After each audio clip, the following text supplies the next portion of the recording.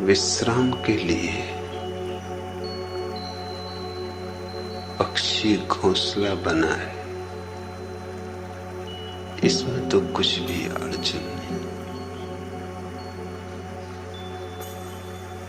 क्योंकि घोंसले में किया गया विश्राम आकाश में उड़ने की तैयारी का अंग है। आकाश से विरोध नहीं है घोंसले का। घोंसला सहयोगी है, परिपूरक है। सतत तो कोई आकाश में उड़ता नहीं रह सकता। देह तो थकेगी, देह को विश्राम की जरूरत भी पड़ेगी। इसलिए घोंसला शुभ है, सुंदर है, सुखद है। इतना ही स्मरण रहे कि घोंसला आकाश नहीं है, सुबह उड़ जाना है, रैन बसेरा है। लक्ष्य तो आकाश ही है, घोंसला पड़ाव है, गंतव्य है, मंजिल। वह तो अनंत आकाश है, वह तो सीमाओं के पार जाना है। कि जहां तक सीमा है वहां तक दुख है, सीमा ही दुख है।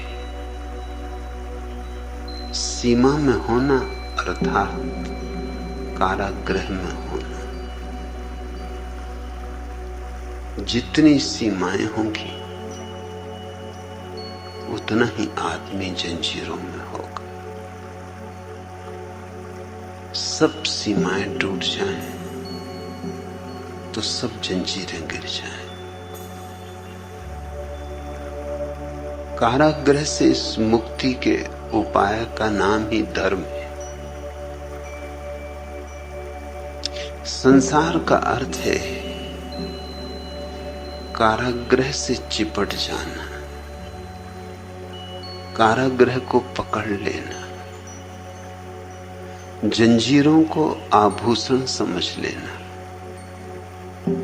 तोड़ने की तो बात दूर, कोई तोड़े तो उसे तोड़ने न देना। सपनों को सत्य समझ लेना और रास्ते के पड़ावों को मंजिल मानकर रुक जाना। बस संसार का इतना ही अर्थ है। संसार ना तो दुकान में है, न बाजार में, न परिवार में, न संबंधों में। संसार है इस भ्रांति में जो पड़ाव को मंजिल मान लेती है। संसार है इस अज्ञान में जो क्षण भर के विश्राम को शाश्वत आभास बना लेता है। घोंसला बनाओ, जरूर बनाओ, सुंदर बनाओ, प्रीतिकर बनाओ। तुम्हारे सृजन की छाप हो उस पर,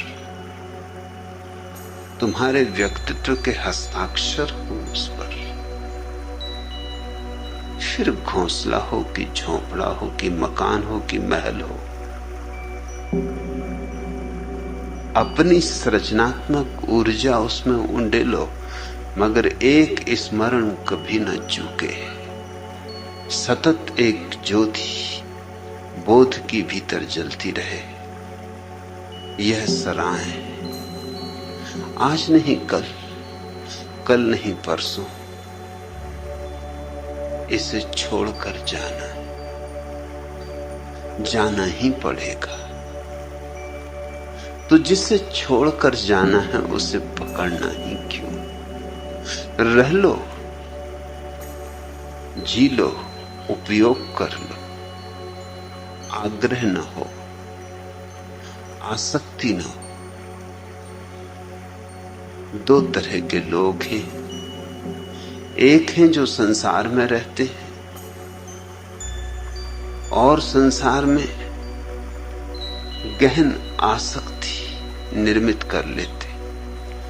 दूसरे हैं जो संसार से भाग खड़े होते, जिनको हमने सदियों तक सन्यासी कहा है। थे वे केवल भगोड़े,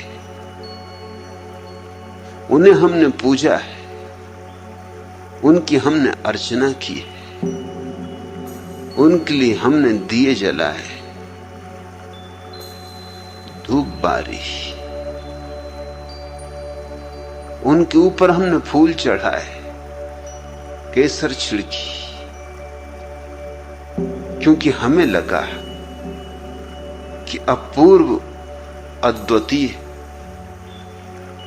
असंभव कार्य उनने कर दिखाया। हमसे तो छूटता नहीं और वे छोड़कर चले गए, लेकिन उनसे भी छूटा नहीं है। असल में कहीं पकड़ ना जाएं, इस डर से भाग खड़े हुए। छूटने में और छोड़ने में फर्क है।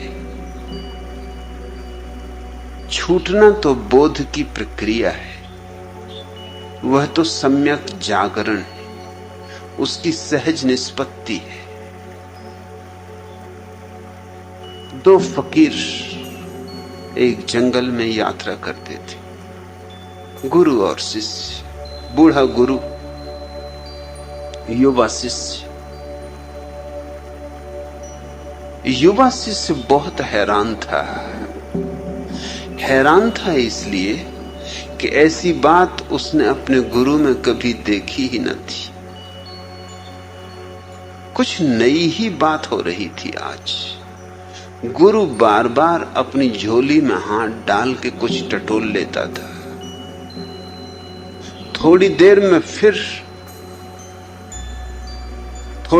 फिर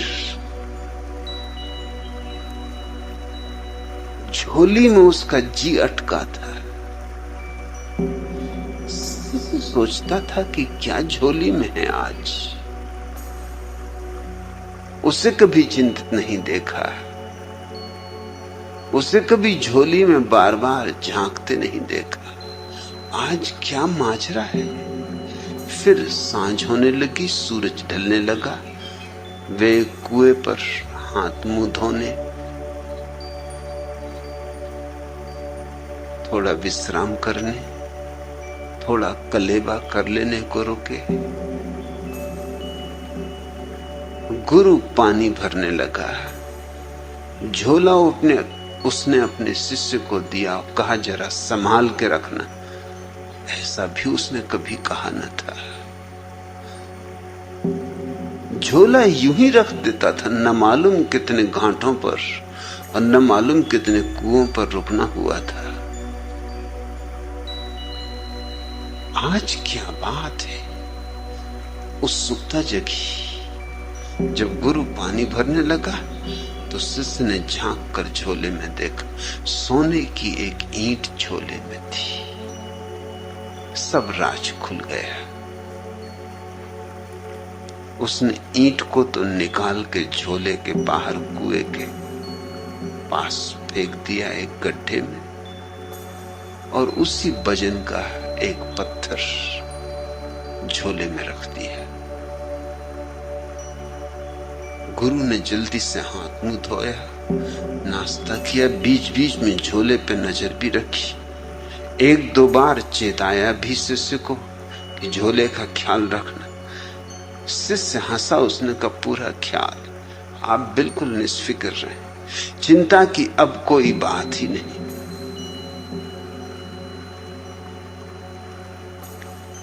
जैसे ही निपटे चलने को आगे बढ़े, गुरु ने जल्दी से झोला वापस ले लिया।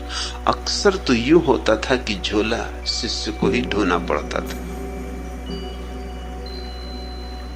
आज गुरु शिष्य पर झोले का बोझ डालने को राजी न था। जल्दी से झोला अपने कंधे पे ले लिया। बाहर से ही टटोल कर देखा, वजन पूरा है, ईंट भीतर है। निश्चिंत हो चलने लगा। फिर बार बार कहने लगा, रात हुई जाती है, दूर किसी गांव का टिमटिमाता दिया भी दिखाई पड़ता नहीं। जंगल है, अंधेरा है, अमावस है, चोर, लफंगे, लुटेरे, कोई भी दुर्घटना घट सकती है। जब भी गुरु ये कहे, शिष्य हंसे। आखिर गुरु ने 2 मील चलने के बाद पूछा कि तू हंसता क्यों है? शिष्य ने कहा, मैं इसलिए हंसता हूं कि अब आप बिल्कुल निश्चिंत हो जाएं। आपकी चिंता का कारण तो मैं कुएं के पास ही फेंक आया। तब घबरा के गुरु ने झोले में हाथ डाला, देखा तो पत्थर था। सोने की ईंट तो जा चुकी थी। क्षण भर को तो सदमा लगा, छाती की धक धक रुक गई होगी, श्वास ठहरी की ठहरी रह गई होगी। लेकिन फिर बोध भी हुआ। बोध ये हुआ कि 2 मील तक झोले में तो पत्थर था, लेकिन मैं यूं मान कर चलता रहा कि सोने की ईंट, तो मोह बना रहा। जिंदगी भर भी अगर मैं ये मान के चलता रहता कि सोने की ईंट, तो मोह बना रहता। मोह ईंट में नहीं था, मेरी भ्रांति में था। मोह ईंट में होता तो इन 2 मीलों तक मोह के होने का कोई कारण न था, चिंता की कोई वजह न थी। मेरी आसक्ति मेरे भीतर थी, बाहर की ईंट में नहीं। जिंदगी भर भी आसक्त रह सकता था अगर ये भ्रांति बनी रहती कि ईंट सोने की, और तत्क्षण भ्रांति टूट गई जैसे ही जाना कि ईंट पत्थर की है। झोला वहीं गिरा दिया, खिलखिला के हंसा, वहीं बैठ रहा। कहा, अब कहां जाना है? अब गांव वगैरह खोजने की कोई जरूरत नहीं, वैसे ही बहुत थके। अब आज रात इसी वृक्ष के नीचे सो रहेंगे। शिष्य ने कहा, अंधेरा है, अमावस है, चोर हैं, लुच्चे हैं, लफंगे हैं, लुटेरे। गुरु ने कहा, रहने दे, अब कुछ भेद नहीं पड़ता। अब अपने पास ईंट ही नहीं, अपने पास सोना ही नहीं, तो लूटने वाला भी क्या लूटेगा? इसे मैं छूटना कहता हूं। छोड़ा नहीं, छूटा। एक बोध जगा, एक समझ गहरी हुई, एक बात साफ हो गई कि सब उपद्रव भीतर है, बाहर नहीं। बाहर तो सिर्फ बहाने हैं, निमित्त, खूंटियां, जिन पर हम अपने भीतर के उपद्रव टांग देते। फिर धन हो, पद हो, प्रतिष्ठा हो, परिवार हो, परिजन हो, मित्र हो, देह हो, मन हो, कोई भी बहाना काम दे देगा। लेकिन अगर भीतर टांगने को ही कुछ न बचा हो तो फिर सब बहाने रहे आए, क्या फर्क पड़ता है? फिर बाजार में बैठो कि मरघट बराबर है। वे जो भगोड़े हैं उनसे संसार छूटा नहीं, उन्होंने छोड़ा है। और दोनों शब्दों में उतना ही भेद है जितना जमीन और आसमान। छूटना तो बोध से होता है, छोड़ना भय से होता है। भय और बोध का क्या नाता, क्या संबंध? वे तो विपरीत है, उनका तो कभी मिलन होता ही नहीं। बोध और भय, भय तो पलता है अंधेरे में और बोध जगता है उजेले। बोध है सुबह और भय है अमावस की रात। दोनों का कैसा मिलन। वे जो भाग गए हैं छोड़कर, छिप गए हैं जाकर पहाड़ियों में, गुफाओं में, वे सिर्फ भयभीत हैं, डरे हुए। डर है कि संसार में अगर रहे तो आसक्ति पकड़ लेगी, मगर संसार ने कभी किसी को पकड़ा है? तुम कल न मरो, आज मर जाओ तो संसार तुम्हें क्षण भर न रोकेगा कि न जाओ, कि ठहरो, कि कुछ देर तो ठहरो, तुम्हारे बिना कैसे चलूंगा, कि तुम्हारे बिना सब अस्त व्यस्त हो जाएगा, अराजकता हो जाएगी। तुम नहीं तो फिर जिंदगी कहां? रुक जाओ, ठहर जाओ, थोड़ी देर और जरा संभल लेने दो, परिपूरक खोज लेने दो, फिर चले जाना। ऐसी जल्दी क्या है? कल के मरते आज मर जाओ, संसार को क्या पड़ी? कुछ अंतर ही नहीं पड़ता। कितने लोग आए, कितने लोग गए, कितने लोग आते रहे जाते रहे, कितने लोग आते रहेंगे जाते रहेंगे। संसार अपनी जगह, संसार तुम्हें पकड़ता नहीं, तुम संसार को पकड़े हुए हो। इसलिए छोड़कर कहां भाग रहे हो? अगर पकड़ने की आदत तुम्हारी है तो तुम्हारे साथ चली जाएगी। उसे कैसे छोड़ोगे? वह तो भीतर है। तो हो सकता है महल छोड़ दो, झोंपड़ा पकड़ लोगे, सिंहासन छोड़ दो, लंगोटी पकड़ लोगे, तिजोरियां छोड़ दो, भिक्षा पात्र पकड़ लोगे, राज्य छोड़ दो, कुछ अंतर ना पड़ेगा। एक वृक्ष के नीचे बैठ रहोगे, उस पे कब्जा कर लोगे कि ये मेरा वृक्ष, इसके नीचे कोई और अड्डा ना जमाए, किसी और की धुनी ना लगे। पकड़ोगे तुम जरूर,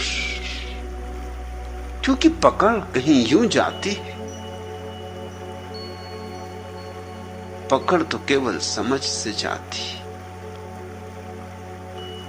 इसलिए मैं अपने सन्यासी को कहता हूं, भागना मत। भागना है भय, और भय तो कायरता है, और कायर तो संसार भी नहीं पा सकता। सत्य को क्या खाक पाएगा? इसलिए मेरे मन में भगोड़ों के प्रति कोई आदर नहीं, कोई सम्मान नहीं। वे चाहे कितने ही बड़े भगोड़े रहे हो, और चाहे उन्होंने कितने ही लोगों को प्रभावित कर दिया हो। लोग तो अपने से विपरीत व्यक्ति से प्रभावित हो जाते। एक आदमी सिर के बल खड़ा हो जाए और भीड़ लग जाएगी। अब यूं सिर के बल खड़ा होना कोई बड़ी बात नहीं, कोई भी मूढ़ कर सकता है। सच तो यह सिवाय मूढ़ के और कौन करेगा? अगर परमात्मा को तुम्हें सिर के बल ही खड़ा करना था तो उसने सिर में टांगें उगा दी होती। परमात्मा शीर्षासन में बहुत उत्सुक नहीं।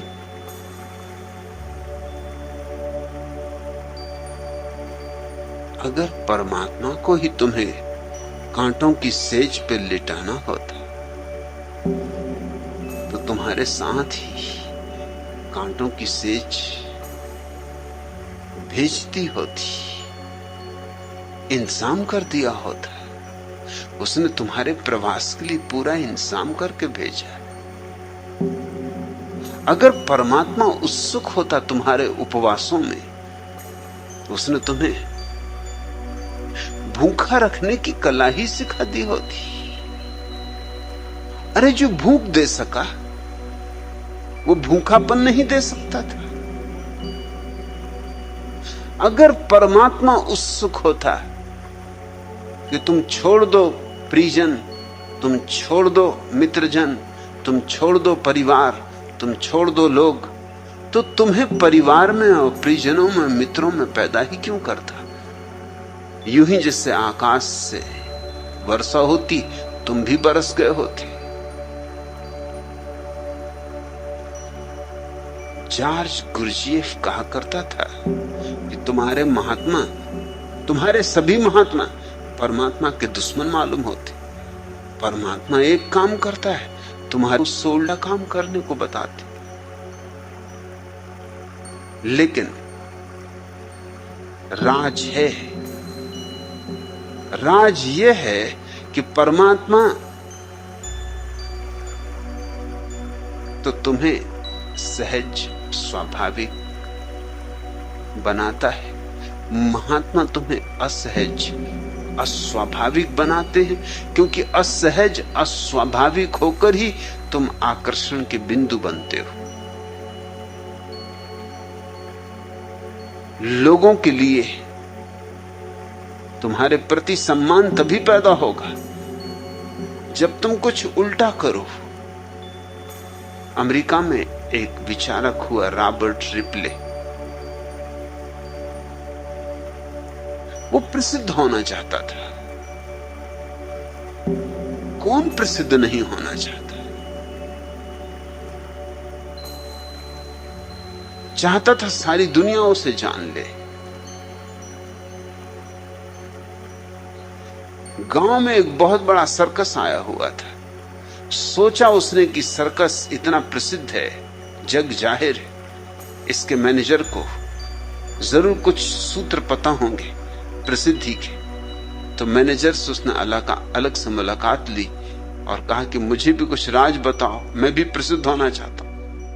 मैनेजर ने यूं ही मजाक में कहा, सर्कस का ही मैनेजर था, धंधा ही मजाक का था, तमाशबीनी का था। उसने कहा इसमें क्या खास बात है, तुम अपने सिर के आधे बाल कटा लो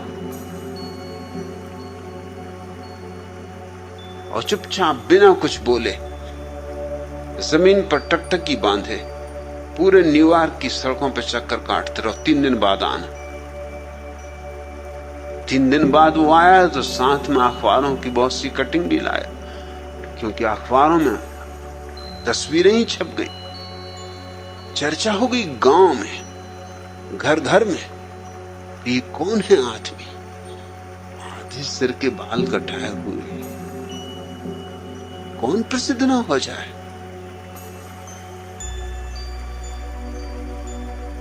रिप्ले ने मैनेजर को बहुत धन्यवाद दिया और कब आगे के लिए कुछ और बताएं। न्यूयॉर्क में तो जलवा हो गया, डुंडी पिट गई। एक बच्चा ऐसा नहीं है जो न जानता।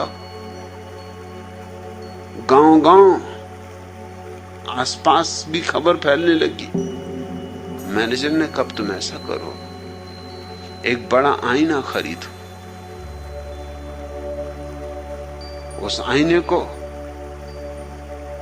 अपनी कमर पर बांध लो, आईने में देखो तो पीछे का रास्ता दिखाई पड़ेगा और बस पीछे की तरफ चलो, आगे की तरफ नहीं। और सारी अमेरिका का चक्कर लगा डालो। और रिप्ले ने वही किया और चक्कर पूरा होते होते अमेरिका में ही नहीं सारी दुनिया में प्रसिद्ध हो गया, ये कौन आदमी। और उससे कहा तू बिल्कुल चुप रहना, बोलना है ही नहीं, जितना चुप रहेगा उतना ही अच्छा, बोले तो कहीं बात ना खुल जाए।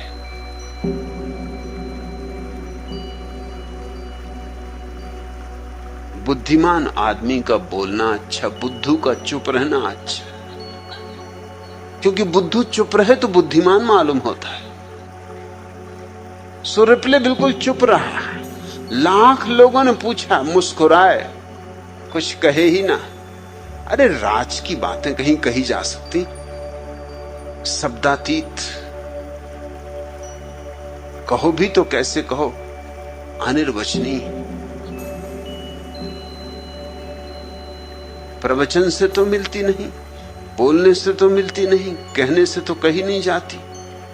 हस्तांतरणी नहीं, कोई जानने वाला ही जान ले तो जान ले। और मजा तो तब हुआ जब रिप्ले ने पाया कि कुछ उसके शागिर्द भी पैदा हो गए, उसके पीछे पीछे चलने लगे। उन्होंने भी छोटी छोटी व्यवस्थाएं कर ली, जिससे जैसा दर्पण बन सका ले आया। अकेला नहीं, अब रिप्ले की एक कतार चलने लगी, और वो भी सब चुप। अरे जब गुरु ही चुप तो शिष्य भी चुप।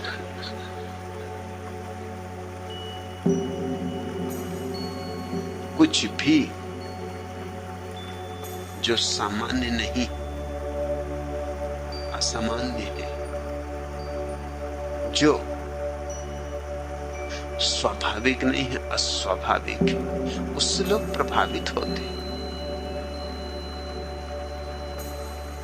लोगों को प्रभावित करना अहंकार की बड़ी गहरी अभिप्सा है।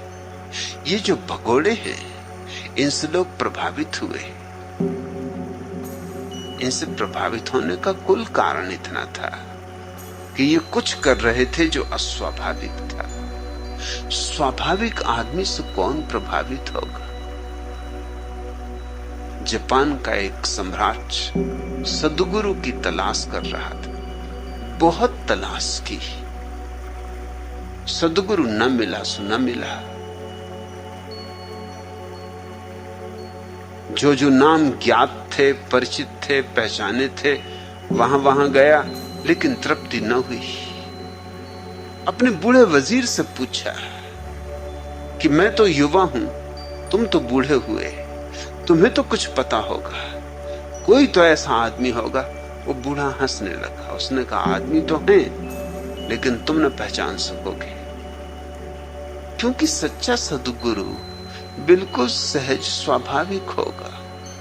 उसमें कोई सींग थोड़ी निकले होते जो तुम पहचान लोगे।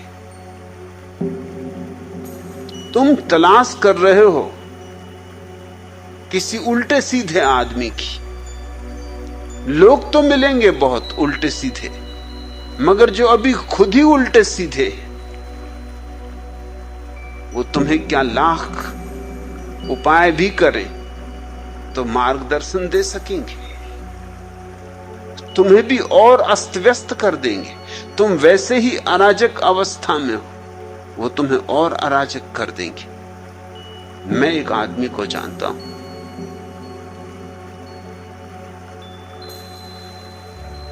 सम्राट तो उत्सुक था, वजीर को कहा मैं चलने को राजी हूं।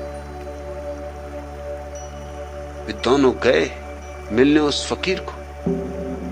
वजीर तो चरणों पर गिर पड़ा फकीर के, लेकिन सम्राट उस आदमी को देख के इस योग्य न पाया कि इसके चरणों में गिरे। आदमी बिल्कुल साधारण था और काम भी क्या कर रहा था, लकड़ियां काट रहा था। कहीं सद्गुरु लकड़ी काटते कि कहीं महावीर लकड़ी काटते मिल जाएं, कि बुद्ध लकड़ी काटते मिल जाएं। सद्गुरु कहीं लकड़ियां काटते। सम्राट ने अपने वजीर से कहा कि यह आदमी लकड़ियां काट रहा है, इसकी क्या खूबी है? वजीर ने कहा इसकी यही खूबी है, इसी से पूछो कि इसकी साधना क्या है। तो पूछा फकीर से कि तेरी साधना क्या है।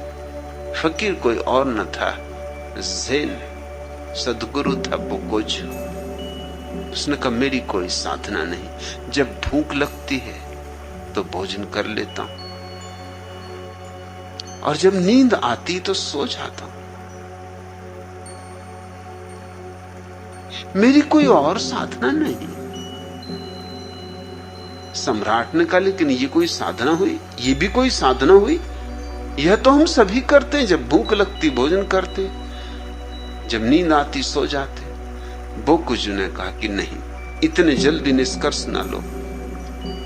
कई बार तुम्हें भूख नहीं लगती और तुम भोजन करते हो, और कई बार तुम्हें भूख लगती है और तुम भोजन नहीं करते। और कई बार तुम्हें नींद आती है और तुम सोते नहीं, और कई बार तुम्हें नींद नहीं आती और तुम सोने की चेष्टा करते हो। इतना ही नहीं, तुम जब भोजन करते हो तब और भी 1000 काम करते हो। यंत्रवत भोजन करते रहते हो और मन न मालूम किन किन लोकों में भागा रहता है। और जब तुम सोते हो तब तुम सिर्फ सोते ही नहीं, कितने कितने सपने देखते हो, कहां कहां नहीं जाते, क्या क्या नहीं करते। मन का व्यापार जारी रहता है। मैं जब भोजन करता हूं तो सिर्फ भोजन ही करता हूं, बस भोजन ही करता हूं। उस वक्त भोजन करने के सिवाय भूख हुजूम में और कुछ भी नहीं होता। और जब सोता हूं तो सिर्फ सोता हूं, उस समय सोने के सिवाय भूख हुजूम में और कुछ भी नहीं होता। और जब मुझे नींद आती तो मैं एक क्षण भी टालता नहीं, तत्क्षण सो जाता।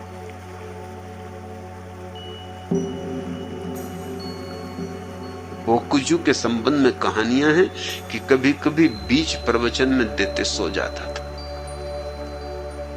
नींद आ गई तो बोकुजू क्या करे, इतना नैसर्गिक आदमी। और ब्रह्म मुहूर्त में नहीं उठता था।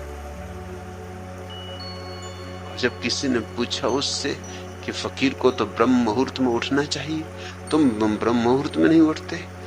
बोकुजू ने कहा, मैंने परिभाषा बदल ली अनुभव से। फकीर जब उठे तब ब्रह्म मुहूर्त।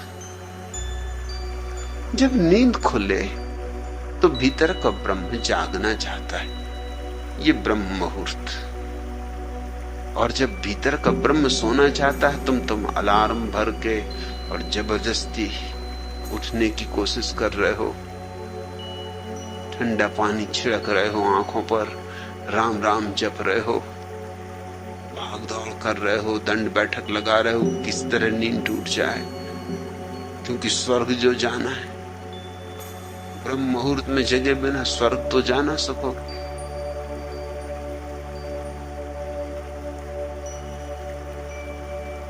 बोकुजू कहता, जब नींद खुल गई तब मुहूर्त। तो कभी कभी दोपहर तक सोया रहता और कभी कभी आधी रात तक जागा रहता। जब नींद आएगी तब सोएगा, जब भूख लगी तो भोजन करेगा। कभी कभी दिन 2 दिन बीत जाते और भोजन न करता, वह उपवास न था। और कभी कभी दिन में 2 बार भोजन करता। इतना नैसर्गिक, मगर ऐसे आदमी से कौन प्रभावित हो? हम तो उल्टे सीधे लोगों से प्रभावित होते। इसलिए भगोड़ों ने मनुष्य को बहुत ज्यादा प्रभावित किया। वे हमसे उल्टे थे, और हमसे उल्टे थे इसलिए मैं तुमसे कहता हूं, हमसे जरा भी भिन्न न थे। हम जैसे ही थे, बस हम पैर के बल खड़े हैं, वो सिर के बल खड़े थे। हम सोने के पीछे दीवाने, वो डरते थे कि कहीं सोना छू ना जाए। हम स्त्रियों के पीछे भागे जा रहे हैं, वो स्त्रियों के प्रति पीठ करके भागे जा रहे थे, मगर भाग जारी थी और दोनों का केंद्र स्त्री थी। एक स्त्री की तरफ भाग रहा है, एक स्त्री से भाग रहा है, मगर दोनों की नजर स्त्री पर अटकी। एक कहता है कि स्त्री में ही स्वर्ग है और एक कहता है स्त्री नरक का द्वार है, मगर दोनों के लिए स्त्री महत्वपूर्ण। किसी के लिए स्वर्ग का द्वार, किसी लिए कि नरक का द्वार, मगर द्वार स्त्री ही है। मगर स्त्री से छुटकारा नहीं है। ऐसे न पुरुष से छुटकारा है, न धन से छुटकारा है।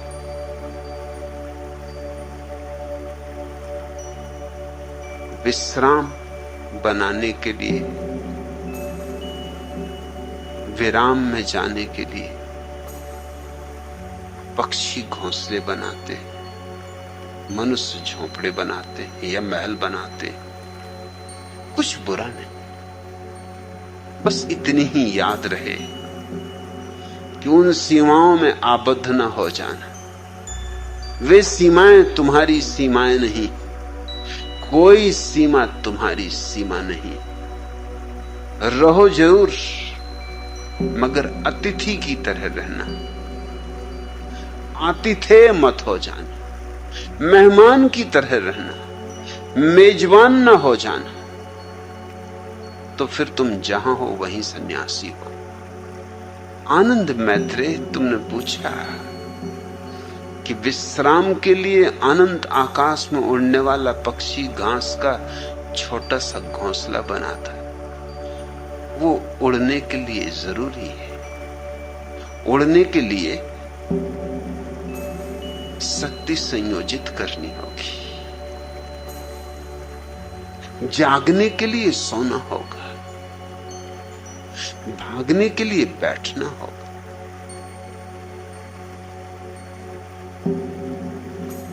नहीं तो ऊर्जा विनष्ट हो जाएगी। वह घोंसला आकाश का दुश्मन नहीं, संगी साथी, आकाश का हिस्सा है, आकाश ही है। मगर कोई पक्षी घोंसले को पकड़ के नहीं बैठ जाता। तुमने देखा, अंडे फूटते हैं, नए पक्षी पैदा होते हैं, रुकते हैं तब तक घोंसले में जब तक उड़ने के योग नहीं हो जाते, और जिस दिन उड़े कि उड़े, फिर लौट कर आते ही नहीं।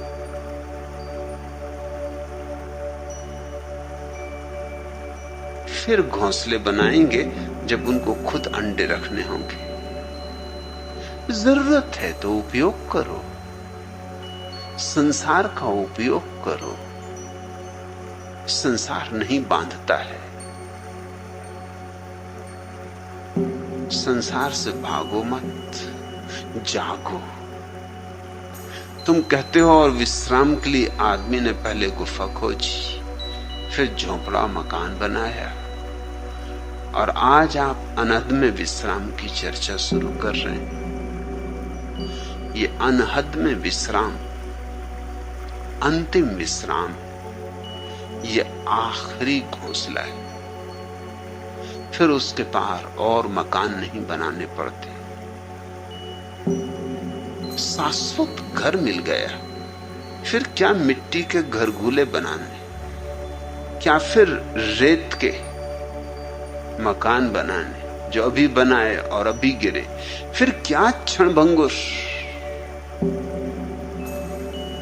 में समय को व्यतीत करना है और व्यर्थ करना है। अनहद में विश्राम दरिया की इस अद्भुत सूचना का अंग। जात हमारी ब्रह्म है, माता पिता है राम, ग्रह हमारा शून्य में, अनहद में विश्राम। इस सूत्र को समझ लो, यह सूत्र सन्यास का सार है। जात हमारी ब्रह्म। जात का अर्थ होता है जहां से हम जन्मे, जो हमारा वास्तविक जीवन स्रोत है। इसलिए तुम्हारी जात हिंदू नहीं और मुसलमान नहीं और ईसाई नहीं, क्योंकि बच्चा जब पैदा होता है उसे पता ही नहीं होता कि हिंदू है कि ईसाई है कि मुसलमान। बच्चा जब पैदा होता है तो न तो संस्कृत बोलता है, न अरबी बोलता है, न लैटिन, न ग्रीक। मैंने सुना है एक फ्रेंच दंपति जिनके बच्चे पैदा नहीं होते थे,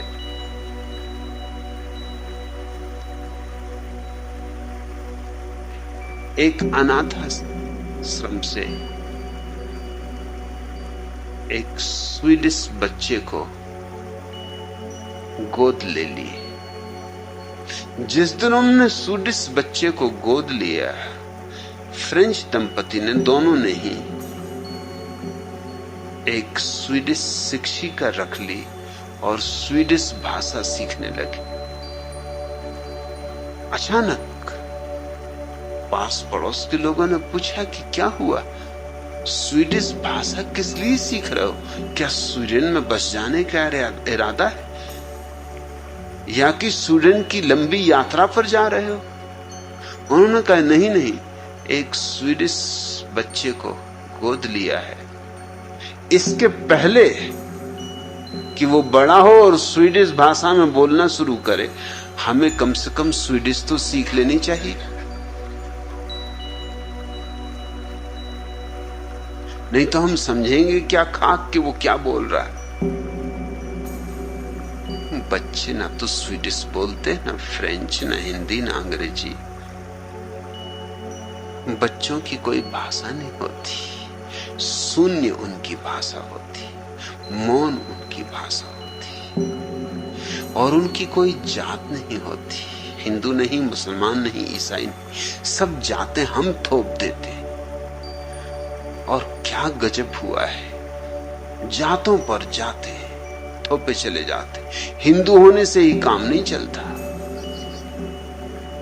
फिर उसमें ब्राह्मण, फिर उसमें क्षत्रिय, फिर वैश्य, फिर शूद्र, इतने से भी काम नहीं चलता। फिर अब ब्राह्मणों में भी कोकणस्थ और देशस्थ।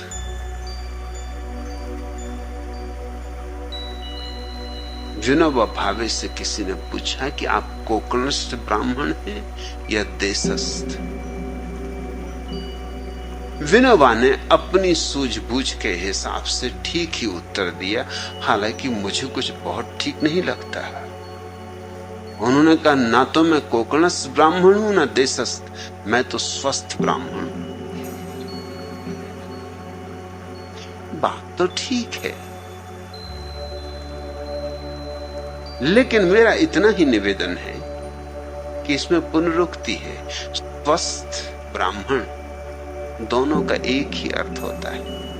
स्वस्थ का अर्थ होता है स्वयं में स्थित हो जाना, और ब्राह्मण का अर्थ होता है स्वयं के ब्रह्म को जान लेना। इसलिए स्वस्थ ब्राह्मण एक ही बात को कहने के लिए दो शब्द उपयोग कर रहे हो, उचित नहीं। ब्राह्मण होना काफी, स्वस्थ होना काफी। स्वस्थ ब्राह्मण होने की कोई जरूरत नहीं। एक ही बात को कहने के लिए दो शब्द क्यों उपयुक्त करने, क्यों उपयोग करना?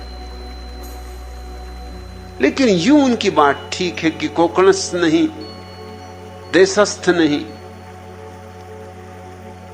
लेकिन खतरा यह है कि कुछ स्वस्थ ब्राह्मण पैदा हो सकते, ऐसी तो जातियां पैदा होती। विनोबा के पीछे चलने वाले ब्राह्मण कहने लग सकते हैं कि हम स्वस्थ ब्राह्मण,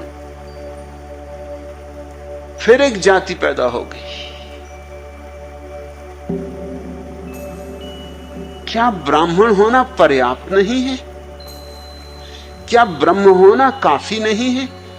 क्या ब्रह्म से और कोई परिष्कार हो सकता है? क्या ब्रह्म को सुंदर बनाया जा सकता है? कुछ और शब्द उस पर आरोपित कर दिए जाएं तो?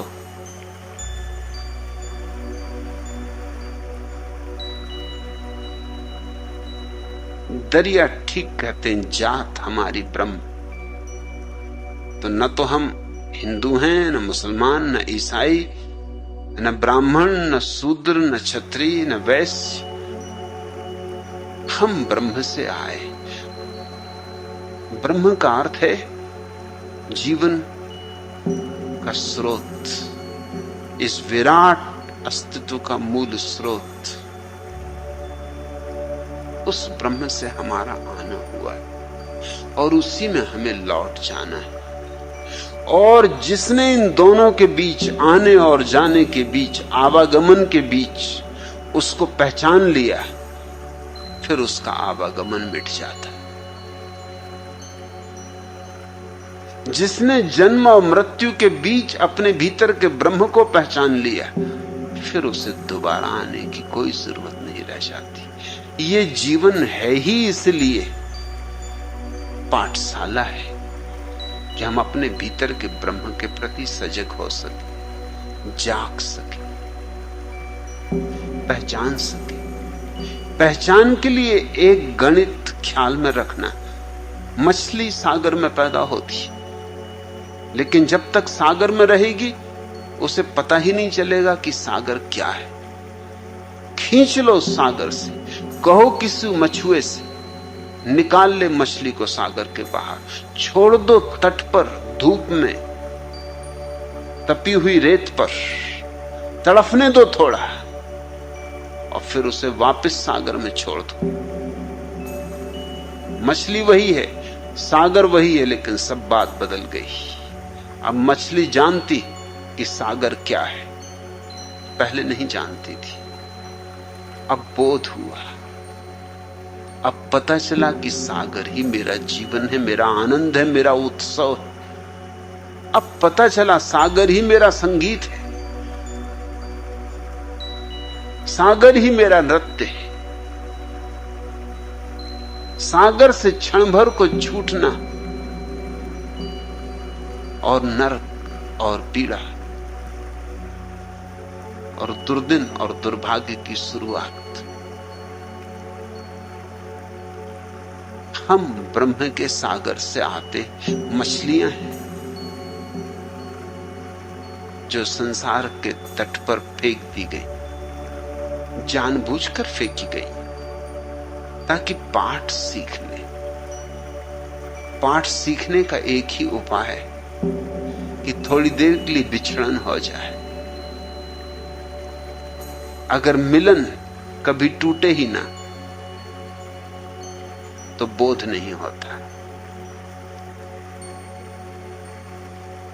एक बहुत बड़े अमीर ने जीवन के अंतिम दिनों में तय किया कि सब मैंने पा लिया, धन, पद, प्रतिष्ठा, हीरों के ढेर लग गए, लेकिन सुख तो मैंने जाना नहीं, क्षण भर को न जाना।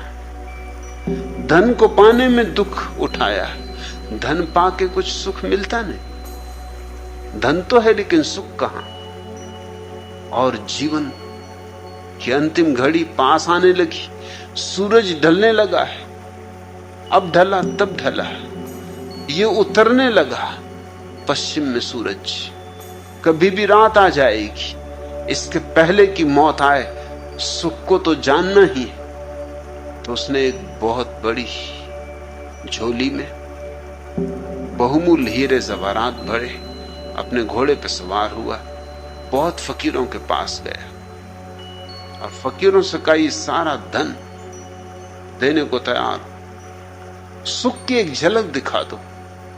मगर कौन सुख की झलक दिखाए, कैसे सुख की झलक दिखाए? उत्सुक तो फकीर भी थे उसके धन को लेने में, और जो उसके धन को लेने में उत्सुक थे वे क्या खाक सुख की झलक दिखाएंगे? अभी तो उनको खुद भी झलक नहीं मिली, अभी तो वो भी सोच रहे हैं कि धन मिल जाए तो शायद झलक मिले, और आंख के होते हुए अंधे हैं। इस आदमी को धन मिल गया और धन का झोला लिए घूम रहा है कि मैं देने को तैयार हूं किसी को भी एक झलक, बस एक झलक, एक नजर भर के देख लूं सुख क्या है, कि सब निछावर कर दूंगा। फिर एक सूफी फकीर की उसको खबर मिली, लोगों ने कहा हम तो ना दे सकेंगे झलक, सच तो यह है कि तुम्हारा धन देख के हमारे भीतर तुमने लालच जगा दी, हमारी न मालूम कितने दिनों की तपस्या और साधना डगमगा दी। तुम भागो यहां से, ले जाओ अपना धन। हम पहुंचे ही जा रहे थे कि तुमने चुका दिया। तुम खुद भी चूके और हमको भी चुका दिया। हाँ, एक फकीर है, वो जरा उल्टा सीधा फकीर है, शायद वही तुम्हारे काम आए।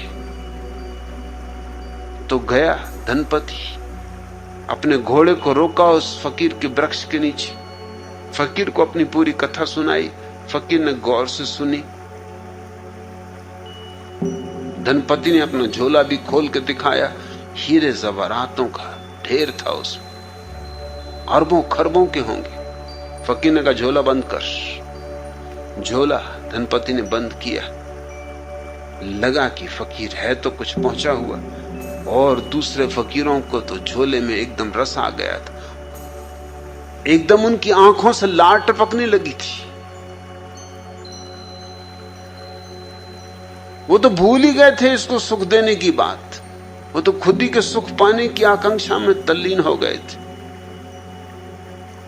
इस फकीर ने कहा बंद कर ये कचरे को, झोला बंद कर। फिर कुछ सुख दिखाने की बात बने। धनपति ने झोला बंद किया। ये फकीर जजा, जिसने जीवन भर धन इकट्ठा किया उसको ऐसी आदमी जचता है। और जैसे उसने झोला बंद करके एक तरफ रखा, फकीर उठा और झोला लेके भाग खड़ा हुआ। एक क्षण को तो धनपति को कुछ समझ में नहीं आया कि क्या हो रहा है। किम कर्तव्य विमूढ़ खड़ा रह गया। जब होश आया तब तक तो फकीर ये गया वो गया, 9 तो 11 हो गया। उसको तो जगह परिचित थी, वो जंगल परिचित था, वो पास में ही बसा गांव परिचित था। इस धनपति को तो सब अपरिचित था। भागा एकदम उसके पीछे, बेतहासा भागा, घोड़े को भी छोड़ गया, भूल ही गया घोड़े की बात। चिल्लाता हुआ कि लुट गया, बर्बाद हो गया, मेरी जिंदगी भर की मेहनत पे पानी फेर दिया। अरे ये कोई फकीर नहीं है, ये बदमाश है, लुच्चा है, चोर है। चिल्लाता जाए, भागता जाए, पकड़ो पकड़ो। सारा गांव खड़े होकर देख रहा था। गांव तो फकीर को जानता था, वो कई कर्तव्य इस तरह के पहले कर चुका था। उसके कामों से तो लोग परिचित थे कि वो कुछ उल्टा सीधा करता है, कुछ किया होगा। कोई पकड़ने में उत्सुक नहीं दिखाई पड़ रहा था।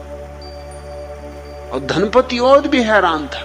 फिर तो वो गालियां पूरे गांव को देने लगा कि पूरा गांव बदमाशों का, लुच्चों का है। ये फकीर तुम्हारा नेता है या क्या बात है? पकड़ते क्यों नहीं? लोग हंस रहे थे, खिलखिला रहे थे।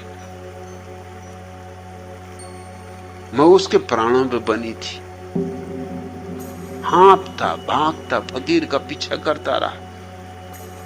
फकीर वापस पहुंच गया उसी झाड़ के नीचे जहां घोड़ा खड़ा था। अब भी झोले को वहीं रख दिया जहां से उठाया था, झाड़ के पीछे जाके खड़ा हो गया छिपकर। थोड़ी ही तो बाद धनपति भी हाँफता, पसीने से लथपथ, जिंदगी में कभी ऐसा दौड़ा नहीं था, मौका ही ना आया था। झोला देखा, एकदम उठा के छाती से लगा लिया और कहा कि हे परमात्मा, धन्य है तू। किन शब्दों में तेरा आभार करूं? आत्मा को ऐसी शांति मिल रही, ऐसा सुख मिल रहा, कभी नहीं मिल रहा। फकीर बोला मिला, चलो थोड़ा दर्शन तो हुआ, झलक मिली। ये धनपति को पता नहीं था कि वो झाड़ के पीछे छिपा है। फकीर बाहर आ गया, अपनी जगह बैठ गया। उसने कहा देख, तो कहता था झलक दिखा दो, दिखा दी। अब अपने घर जा, अब आगे काम तू कर।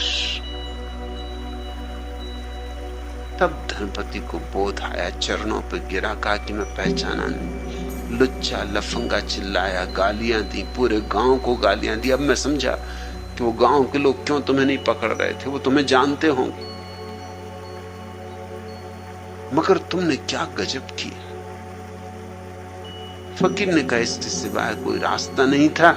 यही परमात्मा की विधि है और यही समस्त सद्गुरुओं की विधि है। तुमसे जब तक हटा ना लिया जाए तब तक तुम्हें पता ही नहीं चलेगा। अचानक तुम्हें सुख मिल गया। ये झोला तो तुम्हारे पास सदा से था।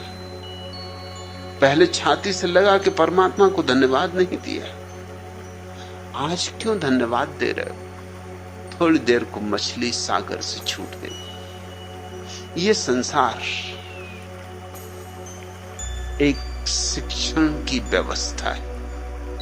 इसलिए जिनने तुमसे कहा है संसार छोड़ दो, वो वही लोग हैं जो तुम्हारे बच्चों को समझाएं कि स्कूल छोड़ दो। भाग खड़े हो, ये स्कूल है, इसे छोड़ना नहीं है, यहां कुछ सीखना है। यहां परमात्मा से विरह हो गया हमारा।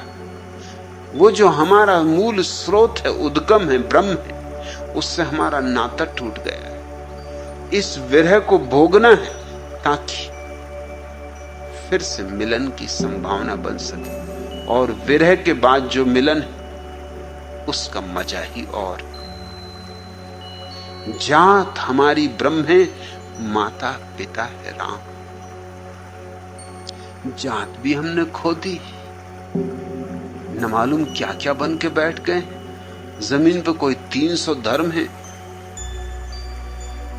और 300 धर्मों में कम से कम 3000 छोटी छोटी जातियां, उपजातियां और न मालूम क्या क्या, कितना जाल फैला दिया है। और जिनको हम भले लोग कहें, उनके भीतर भी वही जाल है। शंकराचार्य जैसे व्यक्ति को, जिनको भारतीय सोचते हैं वेदांत की पराकाष्ठा, उनको भी एक शूद्र ने छू दिया तो वो नाराज हो गए। शंकराचार्य पानी फेर दिया सब वेदांत पर, भूल गए सब बकवास कि जगत माया है और ब्रह्म सत्य। तत्क्षण पता चला शूद्र सत्य है, ब्रह्म वगैरह कोई सत्य नहीं। एक शूद्र ने छू दिया। भूल गए ज्ञान, भूल गए चौकड़ी, एकदम क्रुद्ध हो गए और कहा कि मूर्ख, शूद्र होकर तुझे इतनी समझ नहीं कि ब्राह्मण को छू दिया। और मैं अभी गंगा स्नान करके आ रहा हूं। स्नान करके वो चढ़ी रहे थे दशाश्वमेध की सीढ़ियां, तभी उस शूद्र ने छू दिया। सुबह सुबह का अंधेरा, अब मुझे फिर स्नान करना पड़ेगा। उस शूद्र ने कहा स्नान आप जरूर करिए, मगर इसके पहले कि स्नान करें मेरे को सवालों का जवाब दे दें। एक तो ये कि अगर संसार माया है तो किसने किसको छुआ? अगर मैं हूं ही नहीं, अगर ये देह भ्रम है तो दो भ्रम एक दूसरे को छू सकते, और अगर छू भी ले भ्रम भ्रम को तो क्या हर्जा है?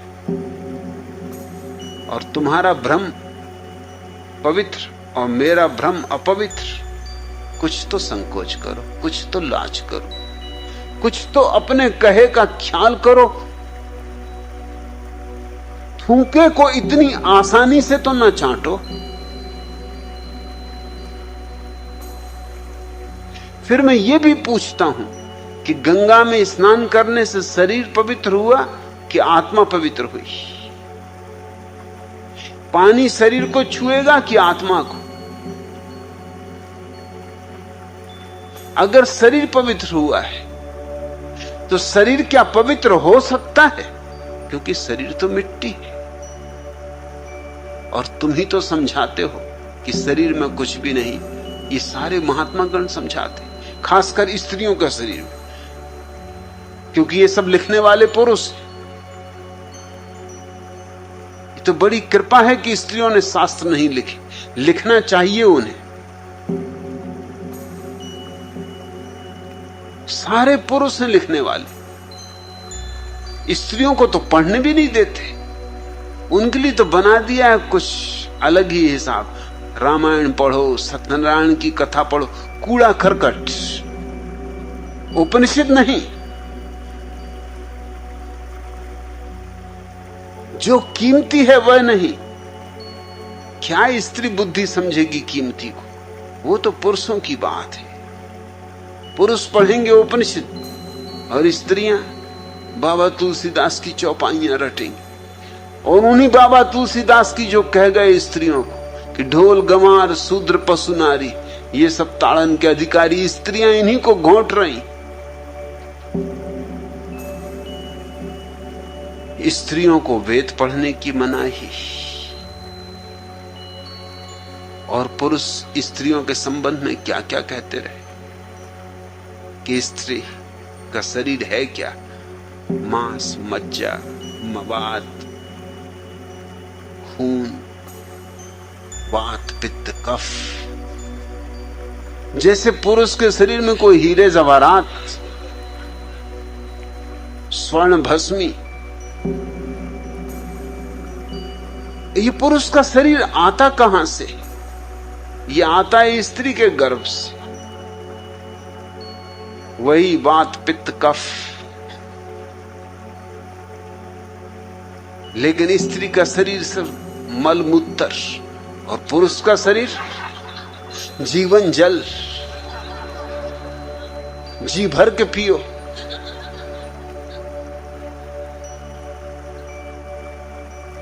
ये देह तो देह है, ये क्या पवित्र होगी?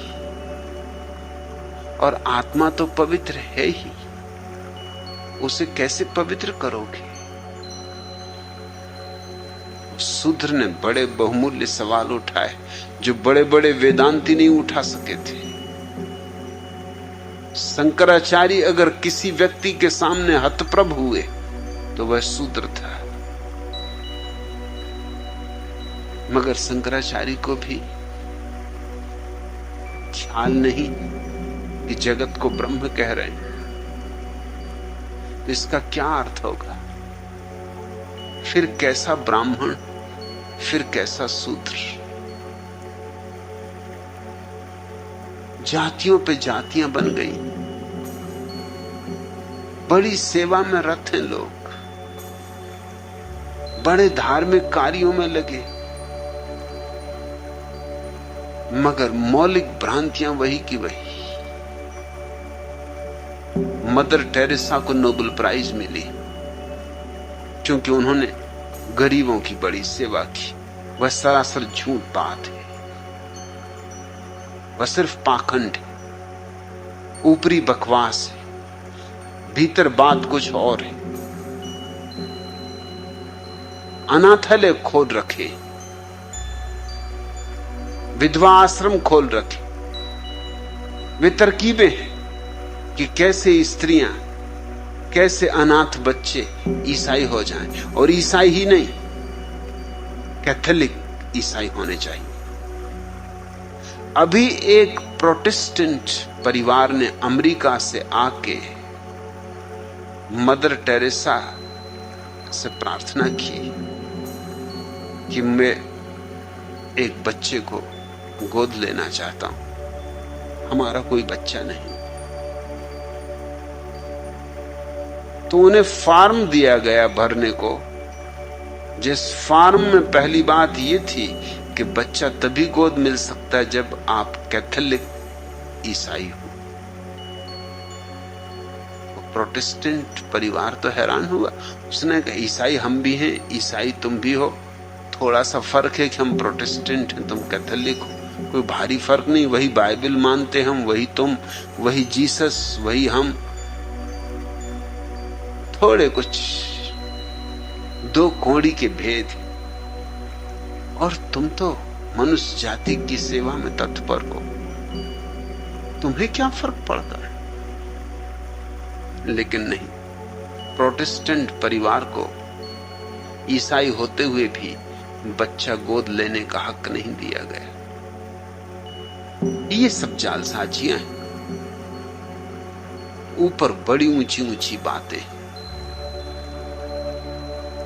ये अनाथालय, ये विधवा आश्रम, ये दीन दरिद्रों की सेवा और कुछ भी नहीं है सिवाय कैथोलिक ईसाई धर्म का प्रचार।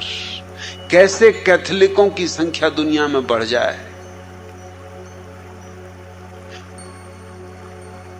पुराने समय में लोग एक दूसरे से तर्क वितर्क करके तय करते थे कि कौन सही है। फिर बात और बिगड़ी, तर्क वितर्क का जमाना गया, क्योंकि तर्क वितर्क वर्षों लेते हैं फिर भी निर्णायक नहीं होते। कौन निर्णय कर पाया, कौन आस्तिक किसी नास्तिक को समझा पाया है कि ईश्वर है, और कौन नास्तिक किसी आस्तिक को समझा पाया है कि ईश्वर नहीं। कौन जैन हिंदू को समझा पाया है, कौन हिंदू जैन को समझा पाया है, वो समझाने का मामला बहुत लंबा है। इसलिए मुसलमानों ने संक्षिप्त मार्ग लिया, तलवार। कहां की बकवास में पड़े हो, निपटारा अभी करो, नगद करो, जिसकी लाठी उसकी भैंस, जो जीत जाए वो सत्य, सत्यमेव जयते। कहते ही हैं कि सत्य की सदा विजय होती। उन्होंने जरा सा भेद कर लिया, उन्होंने कहा जिसकी विजय होती वही सत्य। थोड़ी सा तो भेद है, कुछ ज्यादा भेद नहीं। मगर तलवार के दिन भी गए, आदमी थोड़ा सभ्य हुआ, उसे ये बात बेहूदी लगी कि जीवन सिद्धांतों का निर्णय तलवार से हो, तो फिर कैसे निर्णय हो? तो फिर कुछ ज्यादा होशियारी की इजादें की गई। सेवा करो, अस्पताल खोलो, अनाथालय खोलो, विधवा आश्रम बनाओ, वृद्धाश्रम बनाओ, कोढ़ियों के पैर दबाओ, भिखमंगों को भोजन दो। ऐसे रोटी खिलाकर, दवा देकर,